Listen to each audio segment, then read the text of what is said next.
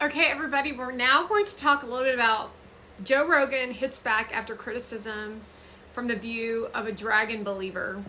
Oh, wait. Well, I have to tell you that I have dragons.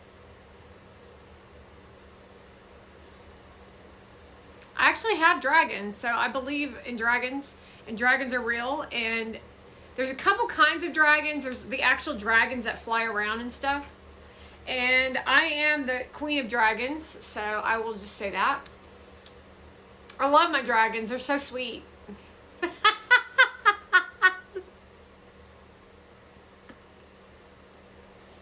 They're not sweet to you, but they're sweet to me.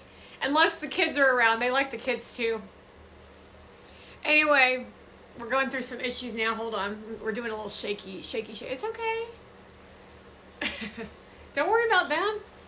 Anyway, what I'm trying... Oh, see, she got a little upset because the dragons are a little upset. Don't be upset, dragons.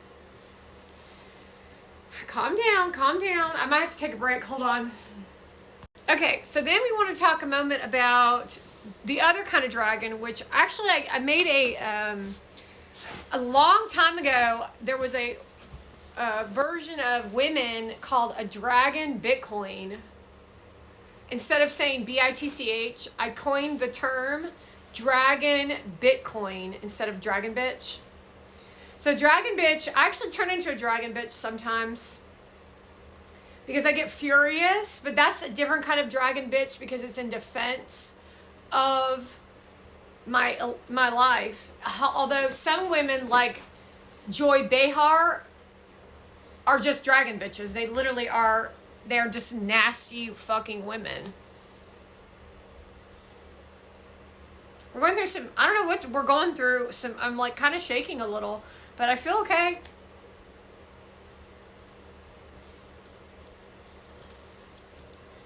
It's like, whatever. Anyway, I wanted to say, what was I going to say? Actually, I kind of forgot what I was going to say about that. Oh, I know what I want to say. This must be where I'm at. I'm kind of in the midst of a media, I think this is would be considered a media firestorm. It's dumb.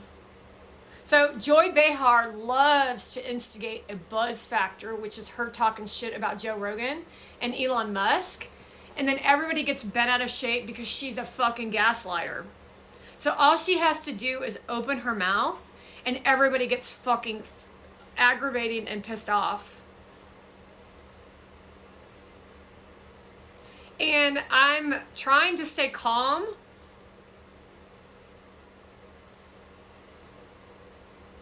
But it's very challenging because she's so fucking mentally ill. And you want to fight back because you know that what she's saying is not true and it's all opinion about a low-class, uneducated lawyer who never did anything in her life except for instigate wars and fights. That's why women are not in charge.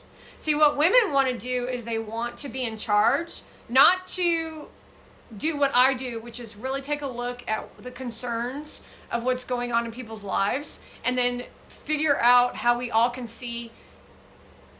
We won't go there. I do have a gift in some areas, but we don't share that gift because you're all mentally ill.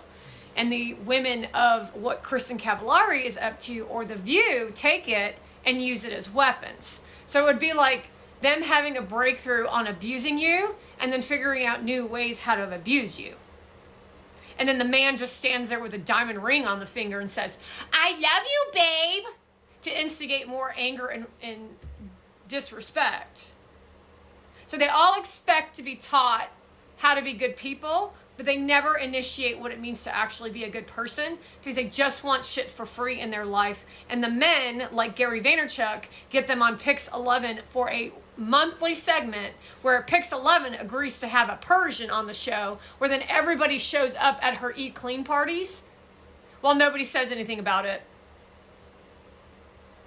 And then everybody's running around the internet producing the same kind of energy and the same kind of disgrace. Meaning, we all know that a lot of influencers right now are talking about Joe Rogan and Elon Musk and Joy Behar to instigate more fuel to the fire so that they can grow their platform.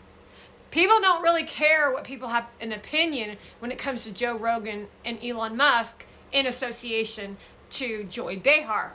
What they want is the buzz factor to fuel their piece of content to go viral, which then leaves you in anxiety.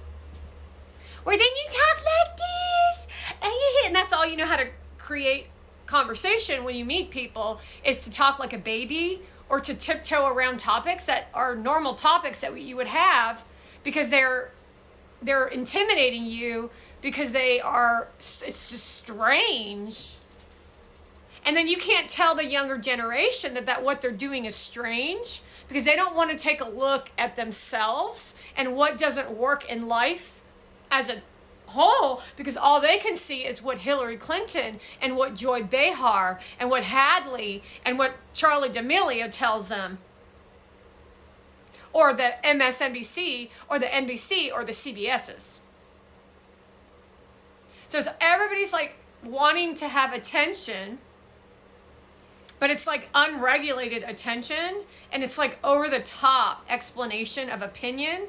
And so it's like being in a cesspool of bacteria and like swirling around in it to make your body shake.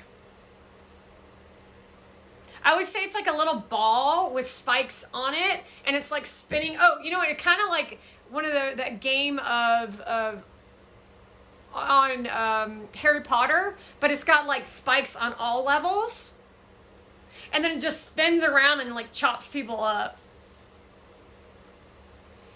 And then we're looking at, in the process of all this, because the headline news today is this conversation of what Joy, because they're always looking to be in the front of attention. It's funny because Joe Rogan and Elon Musk are working the attention to bring attention to the fact that Joy Behar is negative and nasty and is disgraceful. And they think that they're winning because they're getting attention. When we're trying to save the U.S., they're trying to cover up their crimes and corruption, and then you women are loyal to women versus your own families. You're not leaders. You're followers. Not everyone was meant to be a leader. It is very fucking challenging to deal with people who all think they're leaders when you're not a fucking leader. You're not workable with. You're not a good listener. You're not good at this. You're not good with people. You're not professional. You don't have the optics of the experience of all the different ways of existing in a professional setting that you learn from people who are real doctors, who are old and boring. But sorry, that old and boring evolves into this. And then you have the old and boring that you think is old and boring, to create professionalism on a level that you don't want to participate in, but that's their job. And that's why the white man and the Byron Donalds and the Matt Gaetz and all those people, that's why they're around, is for professionalism, so that you can go party, Alex Earl, on the weekends. But what you don't get to do is take your partying and disrespect culture to create a mindset in the youth and the generations that come after you that is so horrendous and so disruptive and so disrespectful, while you make money off your tits and your vagina, all for self-righteous gain, while you tell us about your dating life. And then everybody's doing it. While you then say you're a fake doctor, and then you host a fucking Eat Clean party where you don't even talk about anything that has to do with health. You're just bragging about that Ken Cook is at your fucking house, which means that you're selective on who you're sharing any form of info with. However, at that party, there is no info. It's literally just telling people that you're engaged to Gary Vee and you're hosting an Eat Clean party that you paid a chef to come cook at your house, while you show yourself awkwardly placing plates on the table, while you wear a fancy outfit in a weird-ass apartment with a weird-ass fucking personality. And that's the new American dream, because Gary Vee showed up on American soil and lived in a one-bedroom shack where he lived in, Queens or some shit, with a bunch of 8 members from Russia. And look at where you have gone in your life. Look at where you went in your fucking life. And look who's sitting next to you telling everybody that you're engaged, while nobody says a fucking word. So you